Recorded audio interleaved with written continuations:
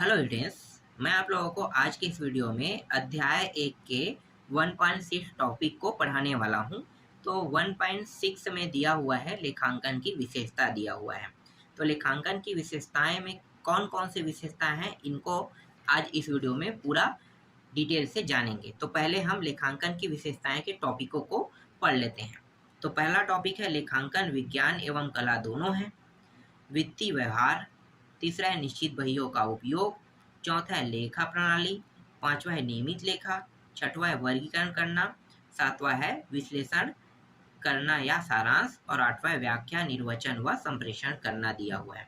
तो सबसे पहले हम पहले टॉपिक को देखेंगे। पहले टॉपिक में क्या दिया है? लेखांकन विज्ञान एवं कला दोनों है। तो लेखांकन विज्ञान और कला दोनों कह रहे हैं, तो हम दोनों को बाद में कंपेयर करेंगे। पहले हम विज्ञान के बारे में जानेंगे, फिर कला के बारे में जानेंगे कि विज्ञान क्या होता है और कला क्या होता है।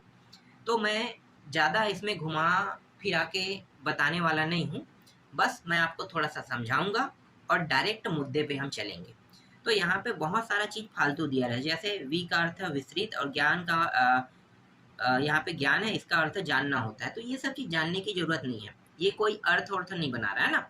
हमें जो चीज़ जानना है वो विज्ञान के बारे में जानना है। तो विज्ञान की परिभाषा यहाँ पे दिया हुआ है, किसी भी विषय के विस्तृत एवं क्रमबद्ध ज्ञान को विज्ञान कहा जाता है। विस्तृत का मतलब होता है संपूर्ण जानकारी, है ना, हर चीज जानना, ये विस्तृत होता है। और क्रमबद्ध, क्रम से जानना, मतलब अपने दिमाग में आप उस ज्ञान को क्रम से रखोगे, इसी को क्या कहते हैं? विज्ञान कहते हैं। जरूरी नहीं है कि वो एक चीज ही हो, इसके अलावा कई चीजें हो सकती है। ठीक है, जैसे मैं आपको एक एग्जाम्पल देता हूँ। एग्जाम्पल में मैं एक भवन ले लेता हूँ, बिल्डिंग निर्माण, बिल्डिंग स्ट्रक्चर। तो भवन निर्माण के बारे में आपको बताता हूँ, समझना। ठीक है, विज्ञान क्या होता है। तो भवन के बारे में हम देखते हैं। तो भवन कुछ इस प्रकार से है ना, एक भवन का निर्माण कर रहे हैं जिसमें 2 रूम दे देते हैं। ये रूम है और यहाँ भी चलो मैं रूम दे देता हूँ, ये 2 रूम हो गया। ठीक है, यहाँ पे कहीं पे दरवाजा है, यहाँ पे दरवाजा है, खिड़की उड़की सब रहता है ना। तो ये सब चीज़ हो गया। अब यहाँ पे 2 हिस्से में इसे काट लेते हैं। एक हमारा हो गया यहाँ पे नहानी, मतलब बाथरूम उथरूम, ये सब चीज़ हम यहाँ पे दे देते हैं। ठीक है, और इस साइड के एरिया में हम क्या दे देते हैं? छोटा सा ऐसे कुछ लेके यहाँ पे किचन दे देते हैं। ठीक है, किचन के लिख देते हैं। ये पूरा बरामदा हो गया, तो बी लिख देता हूँ मैं, ये पूरा का पूरा बरामदा हो गया। अब यहाँ पे छोटे से एरिया में आपको गाड़ी उड़ी रखने के लिए पोर्च एरिया दे रहा हो, तो पी लिख देता हूँ। तो इस प्रकार से, ठीक है। तो भवन निर्माण करेंगे तो सबसे पहले क्या बनाना पड़ेगा आपको? लेआउट। ये क्या है? लेआउट, है ना, ये लेआउट है। तो सबसे पहले आपको लेआउट बनाना पड़ेगा, और इससे पहले आपको उस जगह को पहले नापना पड़ेगा, पहले टेप से नापना पड़ेगा।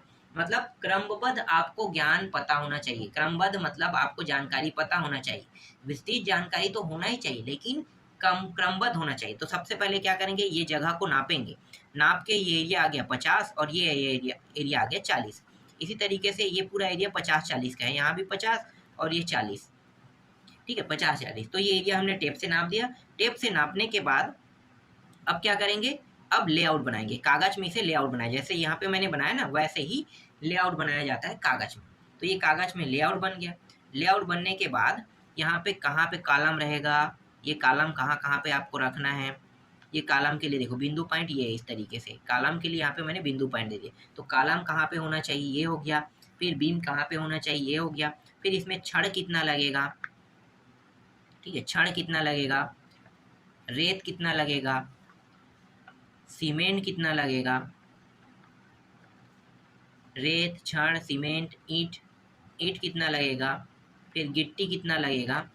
ये सारी चीज़ों के बारे में जानकारी होना ही विस्तृत जानकारी कहलाता है। जब एक भवन का हम निर्माण करते हैं तो उसमें कितना कितना सामान लगता है, किन किन चीज़ों की आवश्यकता है, क्या क्या चीज़ें हम वहाँ पे लगा सकते हैं। इसमें बिजली फिटिंग भी होगा, तार भी लगेगा, है ना। तो सब चीज़ों के बारे में आपको विस्तृत जानकारी होना, इसी को हम क्या कहते हैं? विज्ञान कहते हैं। ये तो मैंने आपको भवन के माध्यम से आपको समझाया ना, विस्तृत जानकारी, क्योंकि ये आसान है, एग्जाम्पल लेना आसान है, क्योंकि ये आपके सामने होते रहता है। इसके अलावा और किसी चीज़ के बारे में विस्तृत जानकारी रखना, जैसे कि कोई कपड़े का दुकान चला रहा है तो कपड़े के दुकान के बारे में उसे विस्तृत जानकारी है कि किसी सामान का प्राइस कितना है, कितना कितना है, और उसे बेचोगे तो कितना रखना है, ये इतने में बेचने पर बिकेगा कि नहीं, इसके बारे में भी आपको थोड़ा सा ध्यान देना पड़ेगा। और कोई सामान कोई सस्ते में मिल रहा है तो आप उसको ज़्यादा दाम में बेच रहे हो या फिर हानि घाटा करके बेच रहे हो, तो इसके बारे में भी आपको जानकारी है। ठीक है, आपके पास मजदूर कितना है, आप अपनी दुकान में कुछ लोगों को तो लोगे ही ना कपड़ा दिखाने के लिए, तो हायर करने के लिए आपको कुछ लोगों की आवश्यकता होगा, तो कितने लोगों की आवश्यकता है, ठीक है, कहाँ पे लाइट लगाना है अपनी दुकान में, कैसे शीशा लगाना है, तो ये सारी चीज़ें जानकारी होना भी क्या कहलाएगा, एक विज्ञान ही कहलाएगा। ठीक है, विज्ञान का एक अर्थ नहीं है सिर्फ जीवों के बारे में जानना ही विज्ञान नहीं है, हर वो चीज़ के बारे में जानना जिसके बारे में आप विस्तृत मतलब एकदम बारीकी से जान सकते हो, वो सब क्या कहलाता है, विज्ञान। जैसे मैंने अभी आपको भवन का एग्जाम्पल बताया, समझ में आ गया विज्ञान क्या होता है। विज्ञान का अर्थ होता है किसी भी विषय के विस्तृत एवं क्रमबद्ध ज्ञान को क्या कहते हैं, विज्ञान। एग्जाम्पल भवन आपको समझ में आया होगा भवन के बारे में। अब आते हैं कला। कला को अलग से देख लेते हैं। तो कला क्या होता है, कला का अर्थ होता है किसी कार्य को निश्चित रीति में करना कला कहलाता है। अब निश्चित रीति में करने का मतलब क्या है, जब यहाँ पे मैं पढ़ रहा हूँ तो मैं क्रमबद्ध पढ़ रहा हूँ ना, आगे पीछे पॉइंट तो नहीं कर रहा हूँ, तो ये क्या है, एक कला है कि मतलब सही से सही ढंग से पढ़ना भी एक कला है। अगर मैं लेखन कर रहा हूँ इसी को, तो यहाँ पे पॉइंट 1 पॉइंट 2 पॉइंट 3 दे के लेखन कर रहा हूँ, ये भी क्या कहलाएगा, कला कहलाएगा। तो मैं निश्चित रीति में कर रहा हूँ ना, एकदम क्रम से कर रहा हूँ, निश्चित रीति में कर रहा हूँ, तो ये सब क्या कहलाएगा, कला कहलाएगा। अगर मैं पेंटिंग कर रहा हूँ तो पेंटिंग करना भी एक कला ही है, पेंटिंग करना भी क्या है, एक कला ही है। तो कला का अर्थ आपको अब समझ में आया, कला क्या होता है, निश्चित रीति मतलब क्रम से भी आप कर रहे हो, सब चीज़ों का ध्यान देते हुए कर रहे हो, तो ये क्या कहलाएगा, कला कहलाएगा। कला का अर्थ आपको समझ में आ गया होगा। ठीक है, अब कला एवं विज्ञान दोनों है कह रहा है, तो हम यहाँ पे देख लेते हैं कला और विज्ञान दोनों कह रहे हैं। तो अभी देखो मैंने क्या बताया था विज्ञान में बताया था कि विस्तृत और क्रमबद्ध ज्ञान क्या कहलाता है, कला कहलाता है। तो इसमें विस्तृत भी जुड़ गया और क्रमबद्ध भी जुड़ गया, देखो विस्तृत और क्रमबद्ध भी जुड़ गया। अब इसके साथ इसको ऐड करेंगे बस निश्चित रीति को, तो मतलब निश्चित बस को आपको क्या करना है, यहाँ पे ऐड कर देना है। तो विस्तृत क्रमबद्ध एवं निश्चित पुस्तक एवं नियमों के अनुसार किया जाता है, ये क्या कहलाता है, कला और विज्ञान दोनों है, ये साबित कर रहा है। मतलब हम निश्चित को भी इसमें ऐड करेंगे, तो कला विज्ञान दोनों है, ये साबित हो गया। क्लियर हुआ ये टॉपिक। आगे देखो, अगला यहाँ पे जो टॉपिक है वो है वृत्ति या मौद्रिक व्यवहार। देखो इतना सरल टॉपिक है कि वित्तीय या मौद्रिक व्यवहार क्या होता है, मैं आपको ऐसे ही बता देता हूँ। देखो जब लेखांकन किया जाता है ना, लेखांकन, तो लेखांकन करते हैं तो उस समय सिर्फ और सिर्फ मुद्रा का लेखांकन किया जाता है, उसमें और बाहरी जो तत्व जुड़े हुए होते हैं उसका लेखांकन नहीं किया जाए। जैसे कि मैंने आप लोगों को कल एग्जाम्पल में बताया था ना, देखो जैसे कि ये किराना स्टोर है, ठीक है, तो किराना स्टोर में देखो ये सामान है, ये सारी वस्तु, ठीक है, ये सारी वस्तु, इसको हम छोड़ देंगे जब हम मौद्रिक क्या है, मौद्रिक व्यवहार ना, मौद्रिक व्यवहार वाला अगर टॉपिक जैसे आते हैं तो मौद्रिक वाला मतलब पैसे से संबंधित है। तो यहाँ पे साबुन हमने ये खरीदा, कितना पड़ा, ठीक है, ये सब चीज़ यहाँ पे मैंने लिख दिया है, लेकिन मुझे मुद्रा से संबंधित टॉपिक को लेना है। तो मुद्रा क्या है, ये 400 रुपया, 200 रुपया और 10 ये है, तो सिर्फ इसी का ही लेखांकन करेंगे, ना कि इसका। ठीक है, इसको लिखने की जरूरत नहीं है, बस हमें ये बस बताना है। ठीक है, तो ये क्या कहलाता है, मौद्रिक लेखांकन कहलाता है। समझ में आ गया, मतलब वित्तीय व्यवहार इसी को हम कहते हैं। तो वित्तीय व्यवहार का मतलब आपको समझ में आ गया। अब गैर मुद्रा को हम इसमें शामिल नहीं करते हैं, और गैर मुद्रा क्या था, जो मैंने अभी आपको दिखाया है ना, तो ये सब गैर मुद्रा, जिसमें मुद्रा के बारे में कोई जानकारी नहीं है लेकिन मुद्रा ये है। तो हम सिर्फ और सिर्फ ये जो मौद्रिक है ना, मुद्रा से संबंधित, इसी बस का ही हम क्या करेंगे, व्यवहार करेंगे, मतलब वित्तीय व्यवहार या फिर मौद्रिक व्यवहार। समझ में आ गया। चलो आगे देखो, इसके बाद निश्चित पुस्तक, निश्चित पुस्तक पे आते हैं। तो निश्चित पुस्तक से संबंधित मैंने पहले ही आपको बता दिया है ना, फिर भी मैं आपको थोड़ा सा बताना चाहूँगा पुस्तक के बारे में। इसमें लिखा है उसको पढ़ लेते हैं। व्यावसायिक सौदे को कुछ निश्चित पुस्तकों में ही लिखा जाता है, जैसे दोहरा लेखा प्रणाली में जनरल व लेजर और महाजनी प्रणाली में कच्ची रोकड़ बही, पक्की रोकड़ बही खाता है। तो इसके बारे में मैं आपको थोड़ा सा बता देता हूँ। ठीक है, ये निश्चित पुस्तक क्या होता है? तो निश्चित पुस्तक मतलब खाता। देखो, ये है भारतीय स्टेट बैंक का खाता, है ना। तो ये क्या होगा? एक प्रकार का निश्चित पुस्तक है। इसे पासबुक कहते हैं ना, हम लोग पासबुक कहते हैं। तो ये क्या है? निश्चित खाता है। अब इस निश्चित खाता में जितने भी सौदे हैं, देखो व्यावसायिक सौदे, है ना, कोई भी सौदा हो, हर सौदे के बारे में इसमें क्या करेंगे? लिखेंगे। लेकिन इसमें सिर्फ मुद्रा से संबंधित टॉपिक को लिख रहे हैं। ठीक है, किसको लिख रहे हैं? मैं अभी जो खाता दिखा रहा हूँ इसमें सिर्फ मुद्रा से संबंधित है।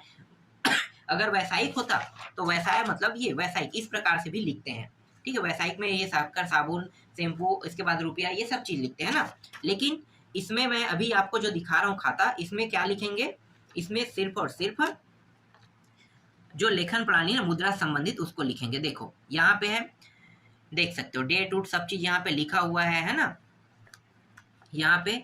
और ये जो है डेबिट क्रेडिट है। ठीक है, डेबिट क्रेडिट करने के बाद यहाँ पे बैलेंस बताएगा।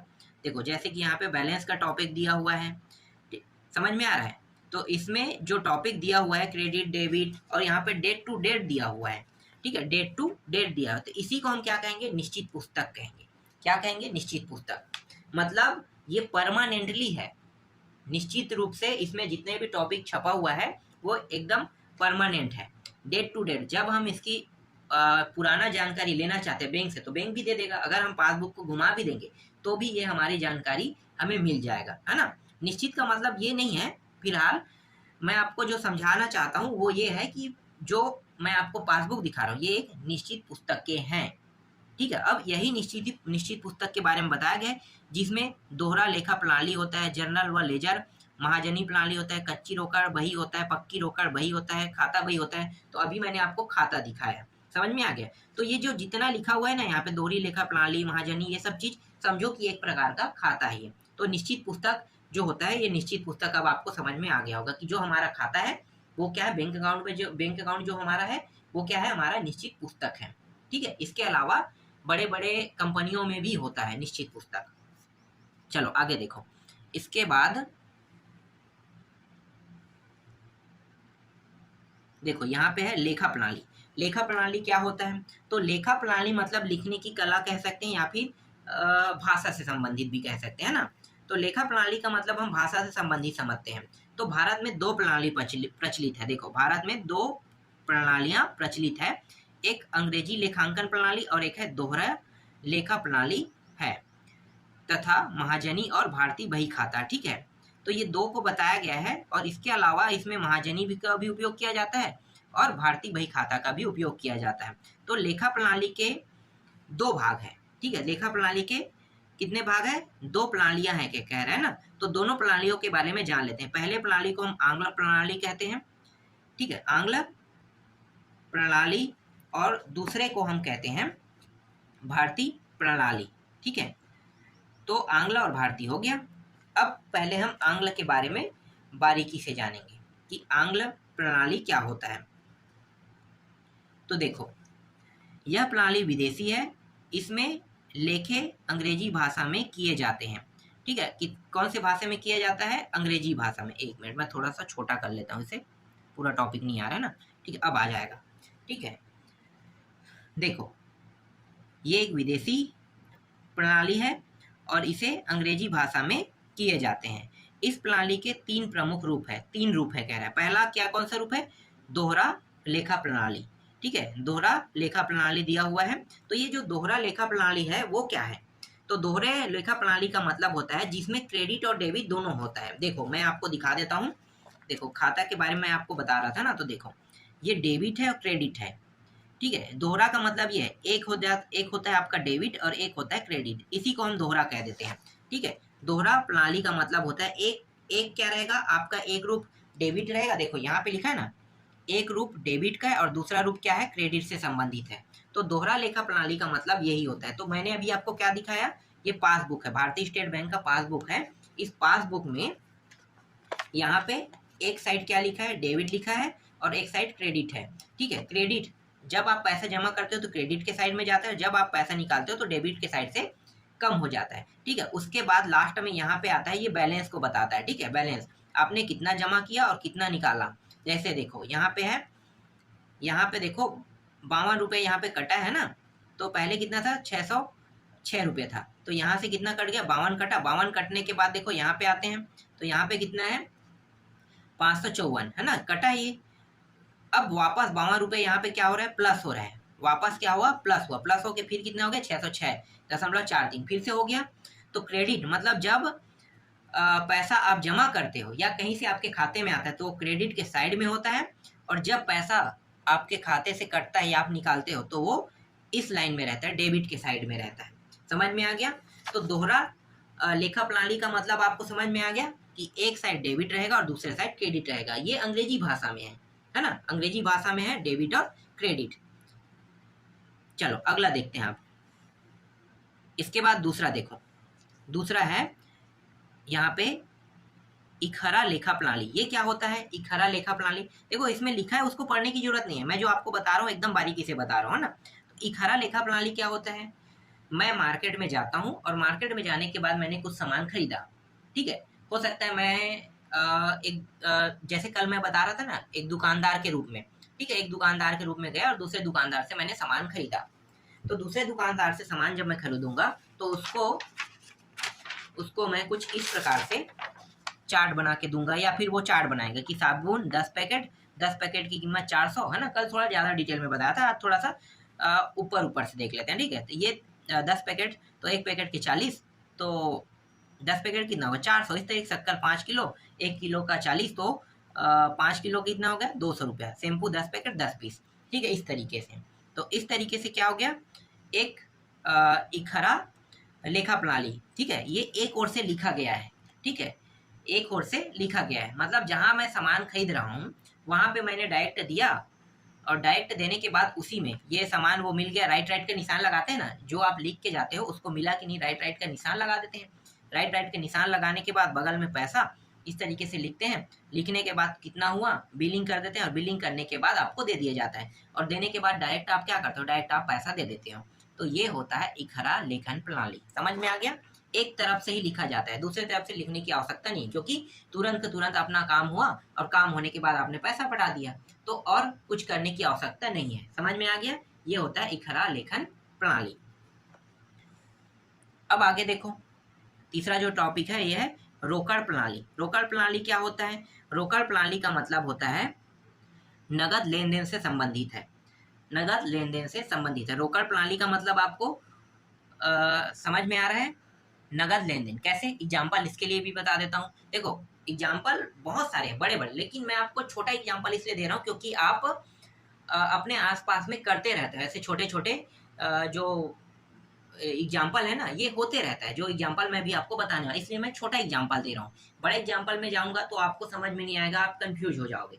तो छोटे एग्जाम्पल के माध्यम से आप बड़े एग्जाम्पल को आसानी से पकड़ पाओगे। तो छोटे एग्जाम्पल में मैं देता हूँ, नगद लेन देन के लिए मुझे एक साबुन की आवश्यकता है और मैं दुकान में जाता हूँ, दुकान में जाके 10 रुपये का एक साबुन मैं खरीद के लाता हूँ। तो 10 रुपये मैंने दिया, वो मुझे सामान दिया। क्या मैंने वहाँ पे कुछ लेखा उखा का काम किया? बिल्कुल नहीं, लिखने की जरूरत भी नहीं पड़ा, सीधा मैंने पैसा दिया और सामान ले लिया।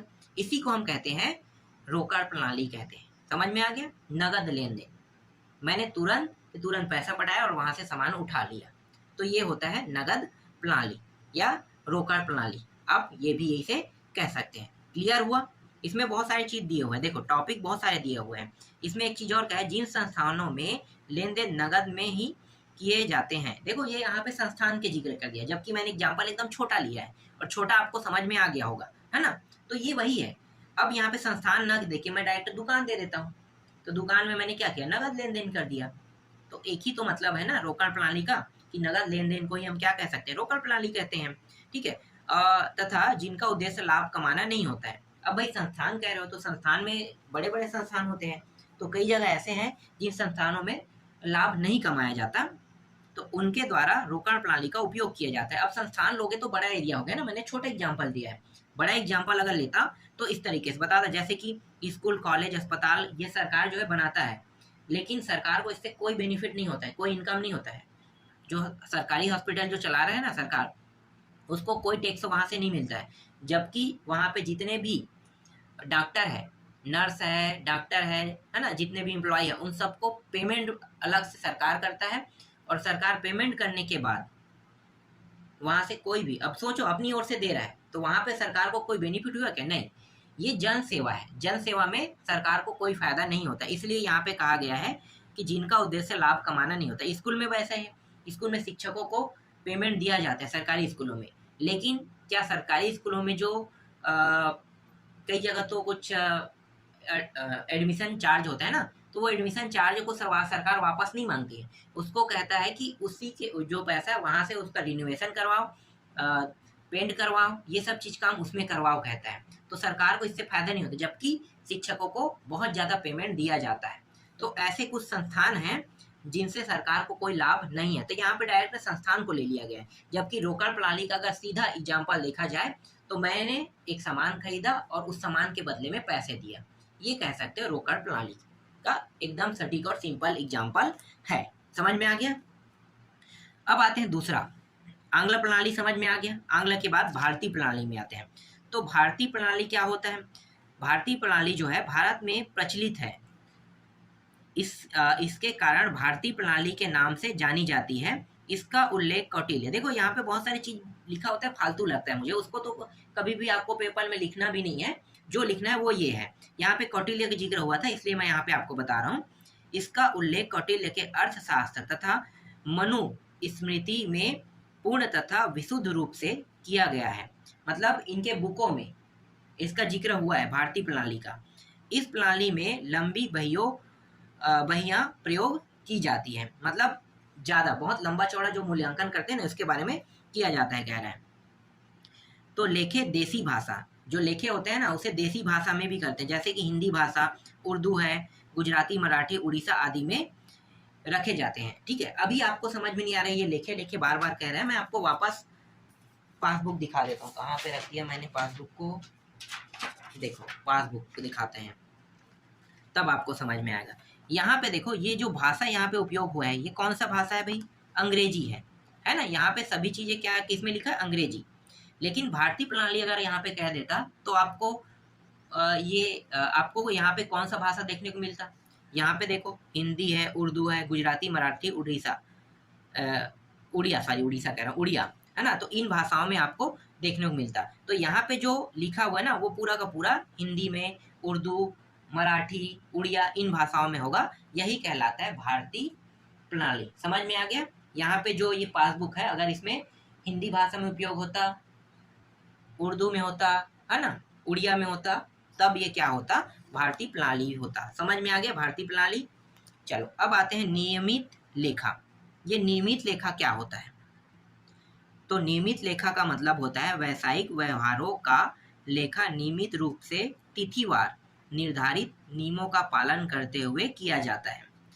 अभी मैंने आपको पासबुक दिखाया है ना, तो पासबुक जैसे दिखा रहा हूं तो ये भी क्या है? नियमित लेखा ही तो है। देख लो डेट टू डेट लिखा है कि नहीं लिखा है। देखो यहाँ पे ऊपर में डेट लिखा हुआ है, अब यहाँ पे देखो डेट टू डेट है। हर चीज जितनी भी जानकारी है ये पूरा का पूरा क्या है? डेट टू डेट है ना। पूरा का पूरा जानकारी क्या है? डेट टू डेट दिया हुआ है। तो इसी को हम क्या कहते हैं? जो डेट टू डेट दिया जाता है ना, इसी को हम कहते हैं नियमित लेखा कहते हैं। ठीक है, नियमित लेखा जिसमें पूरा पैसे से हर चीजों की जानकारी यहाँ पे रहता है। तो और ज्यादा स्पष्टीकरण इसको करने की आवश्यकता नहीं है, आपको समझ में आ गया होगा। अब आते हैं वर्गीकरण करना। वर्गीकरण करने में आ जाते हैं। तो वर्गीकरण करना में क्या है? लेखा पुस्तकों में दर्ज किए गए सौदों को वर्गीकृत किया जाता है। इस प्रक्रिया में एक ही प्रकृति के सौदे को एक स्थान पर एक समूह में छांटकर खातों में लिखा जाता है। ये कोई कठिन टॉपिक नहीं है। वर्गीकरण के बारे में मैंने पहले ही आपको बताया था। तो वर्गीकरण का अर्थ आप ये कह सकते हो कि जो सामान आप खरीदने जा रहे हो उस सामान को अलग अलग लिखना। ये मैंने कल भी आपको बताया था ना, कल भी मैंने आपको बताया था।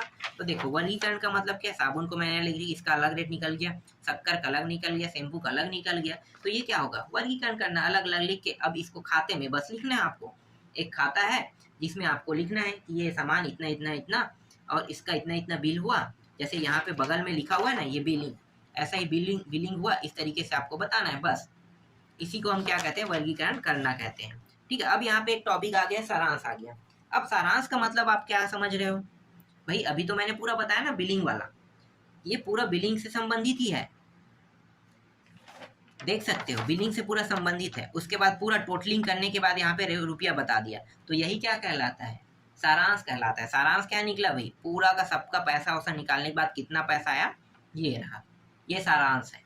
समझ में आ गया? इसके बारे में अलग से मैं नहीं समझाऊंगा, ये छोटा मोटा टॉपिक था सारांश, और ज़्यादा कंझट वाला काम भी नहीं है। देखो यहाँ पे इसके बारे में चार्ट बना के बताया है आपको, ठीक है, चार्ट बना के बताया है, जिसके माध्यम से ये बताया कि लेन देन, ठीक है, लेन देन अभी देख सकते हो, लेन देन मैं कर रहा हूँ, ये रहा, किराना स्टोर में जाके मैं कुछ सामान खरीद रहा हूँ, है ना, तो लेन देन कर रहा हूँ, तो ये लेन देन हो गया। लेन देन करने के बाद क्या, पंजी या सहायक भैया, जैसे कि ये मैंने डायरेक्ट लिखा, अब मान सकते हो इसी को मैं पंजी मान लेता हूँ, ठीक है, पंजी या सहायक भैया जो भी मानना चाहते हो मान सकते हो। मैंने यहाँ पे क्या कर दिया, जो जो सामान खरीद रहा हूँ उसको मैं यहाँ पे लिख रहा हूँ, ठीक है। इसके बाद अगला स्टेप क्या होगा, खाता बही, ठीक है, खाता बही बनेगा। कि कभी कभार क्या होता है, हम लोग उधारी भी लेते हैं ना सामान, तो हमारा खाता बही तो चलता है। तो अगर मान लो मैं ये पूरा पैड करके ले रहा हूँ तो खाता बही नहीं चलेगा, लेकिन बहुत पहले से मैं ऐसा सामान खरीदते जा रहा हूँ, कुछ पैसे को कर्ज उधारी के रूप में छोड़ रहा हूँ, तो खाता बही चालू हो जाएगा। तो यहाँ पे 600 से मैंने सिर्फ 300 रुपया पटाया, पैड किया, और 310 रुपया मेरा क्या हो गया, उधार, बकाया, ठीक है, ये बकाया 310 रुपये क्या हो गया, बकाया। तो इसको हम क्या कहेंगे, खाता बही कहेंगे। इसको एक खाता में लिखेगा वो कि इतना रुपया अभी आपने दिया और इतना रुपया बचा, समझ में आया, खाता बही। अब ये तलपट क्या होता है, ठीक है, तलपट, तलपट का मतलब अब आपको समझाता हूं मैं। तलपट का मतलब होता है क्रेडिट और डेबिट से। जो यहाँ पे क्रेडिट और डेबिट लिखा है ना, क्रेडिट और डेबिट, ठीक है, क्रेडिट और डेबिट।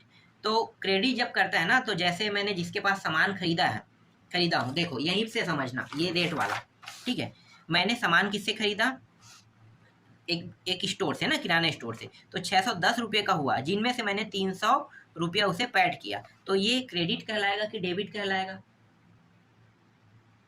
बताओ, क्रेडिट कहलाएगा कि डेबिट कहलाएगा? क्योंकि खाता मैं नहीं बनाऊंगा, खाता कौन बनाएगा, जिससे मैं सामान खरीद रहा हूँ वो वही खाता बनाएगा। तो क्रेडिट कहलाएगा कि डेबिट कहलाएगा? भाई उनको 300 रुपये मिला, तो 300 रुपये मिलना मतलब क्या हो गया, 300 रुपये मिलने का मतलब होता है कि वो क्रेडिट हो रहा है, ठीक है, मैं CR बस लिख देता हूँ, ठीक है, क्रेडिट हो गया। और ये 310 रुपया जो राशि मुझे देना है उसको हम क्या कहते हैं, डेबिट, ठीक है, तो मैं DE बस लिख लेता हूँ।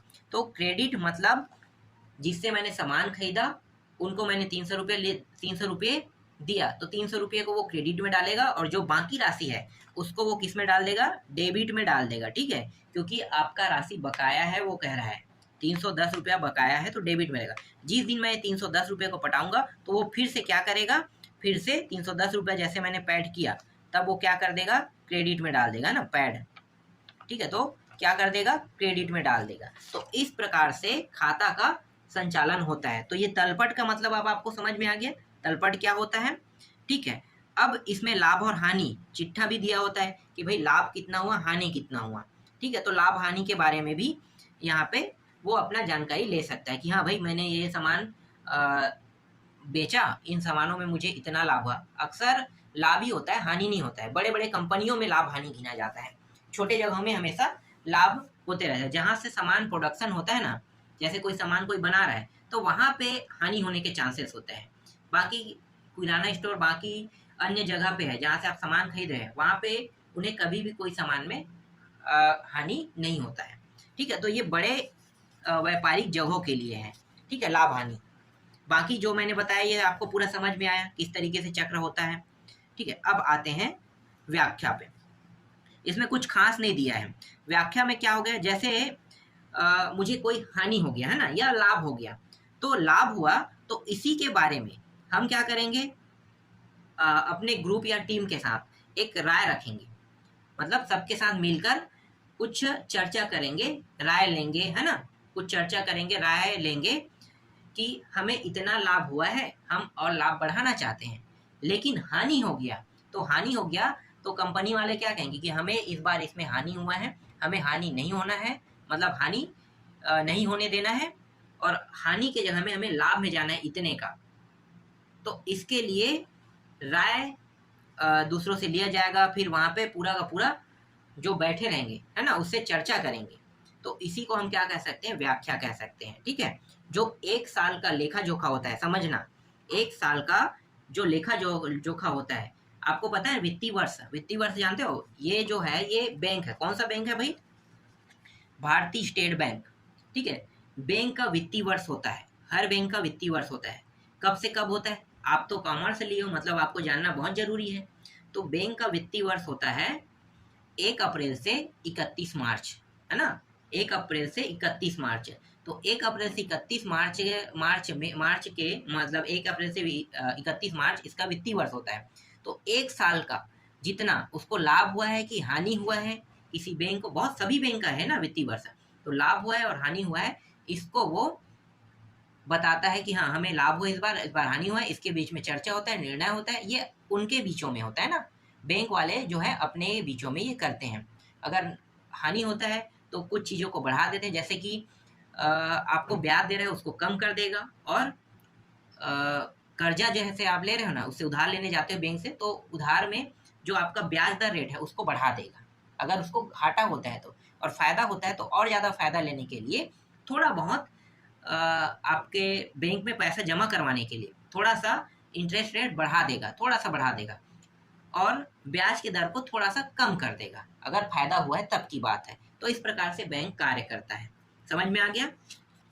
अब आते हैं बही खाता पे। देखो, बही खाता एवं लेखांकन में संबंध। तो बही खाता एवं लेखांकन में संबंध बता दे, तो बही खाता क्या होता है और लेखांकन क्या होता है।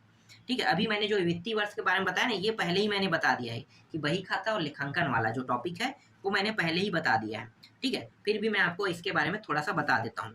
देखो, बही खाता क्या है, ये स्टेट बैंक का जो है ना, ये हमारा बही खाता है सीधा, ये भारतीय स्टेट बैंक का जो मैंने अभी आपको पासबुक दिखाया, ये हमारा बही खाता है। ठीक है, बही खाता है। कैसे बही खाता हुआ, यहाँ पे आप देख सकते हो कि यहाँ पे डेबिट है, क्रेडिट है, अगर जहाँ पे क्रेडिट और डेबिट के बारे में जानकारी दिया हो वो बही खाता ही होगा, क्योंकि डेबिट का मतलब हमने कितना पैसा अपने अकाउंट से निकाला और कितना हमने जमा किया वो क्रेडिट के साइड पे आ जाएगा, तो ये क्या है, एक प्रकार का बही खाता है।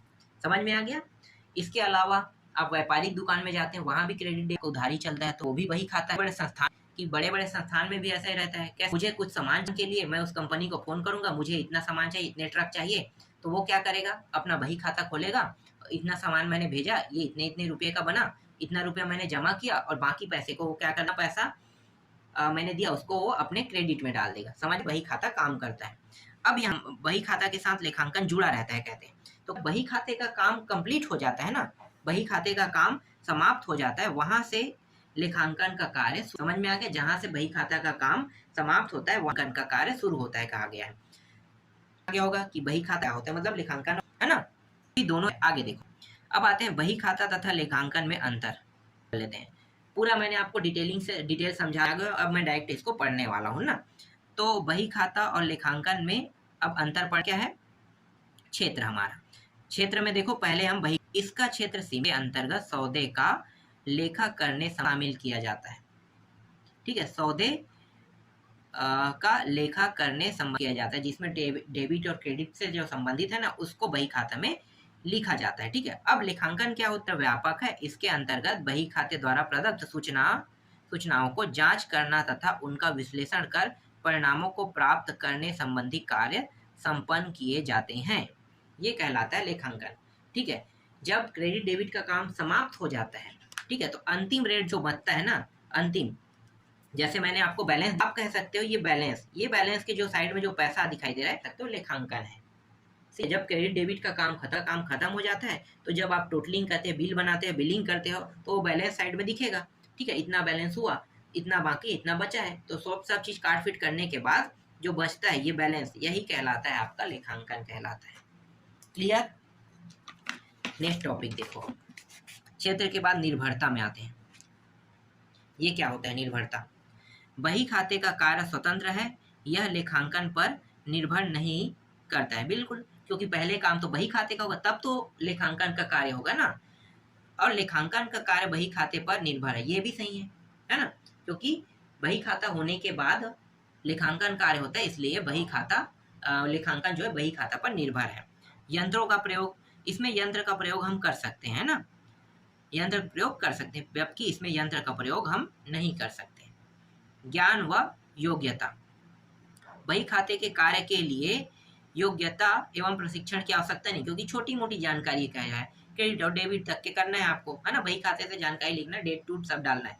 लेकिन लेखांकन करोगे तो आपको जोड़ना, घटाना, गुणा, भाग ये भी करना पड़ सकता है। इसलिए इसके लिए आपको ज्ञान और योग्यता की आवश्यकता है, मतलब आप कितना स्किलफुल हो ये आपको बताना पड़ेगा, ठीक है, लेखांकन के लिए। तभी तो बैंक में जब भी नौकरी निकलता है ना, तो उसके लिए पेपर होता है। पेपर होने के बाद आप अपना पूरा का पूरा गणितीय ज्ञान आप प्रदर्शित करते हो। जब आप निकाल लेते हो पेपर, तब आपका नौकरी लगता है। तो बैंक जो है वो गणितीय कार्य के कारण जो पेपर पास आउट करते हैं ना, पास, उन्हीं को ही नौकरी देते हैं ना। तो ये कुछ इसी प्रकार से आप समझ सकते हो इसको। शुद्धता की जांच। बही खाते में शुद्धता की जांच करने के कार्य नहीं किया जाता है। भाई उसमें लिखा बच जाता है, उसमें शुद्धता की जांच नहीं किया जाता। जबकि लेखांकन जब आप करते हो तो छोटे छोटे जानकारी को लेते हैं, जिसमें जांच में क्या है, जो आपने क्रेडिट डेबिट तलपट का मतलब क्या है, तलपट को मैंने बताया ना, जिसमें क्रेडिट हो और डेबिट हो, क्रेडिट और डेबिट दोनों शामिल है, उसको उसको हम क्या कहते हैं, तलपट कहते हैं, ठीक है। तो इसमें शुद्धता की जांच होता है, आप क्रेडिट कितना कर रहे हो, डेबिट कितना कर रहे हो, इसको बारीकी से चेक किया जाता है। फिर यहाँ पे समाप्ति। बही खाते का कार्य सौदों का प्रारंभिक लेखा करने के बाद समाप्त हो जाता है। लेखांकन का कार्य प्राप्त परिणामों की व्याख्या करने के पश्चात समाप्त होता है। लेखा करने का समय, यह प्रतिदिन तिथिवार किया जाता है। यह अंतिम खाते बनाते समय किया जाता है, मतलब टोटल जब आप पूरा का पूरा काम निपटा लोगे ना, तब आप क्या करोगे, लेखांकन करोगे। मैंने बताया ना, बैलेंस तभी निकालोगे जब आप पूरा का पूरा काम कर लोगे। इसके बाद है कला या विज्ञान उद्देश्य।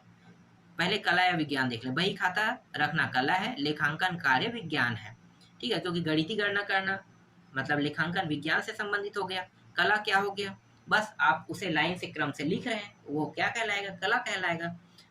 उद्देश्य, बही खाता का उद्देश्य समस्त व्यापारिक सौदे का व्यवस्थित लेखा करना होता है। लेखांकन का उद्देश्य बही खाते में किए गए व्यवहारों का विश्लेषण करना है, ठीक है। तो इस तरीके से 1.8 भी कंप्लीट हो गया। अब आगे देखेंगे 1.9 को, ठीक है। तो इसको मैं आपको नेक्स्ट वीडियो में बताऊंगा।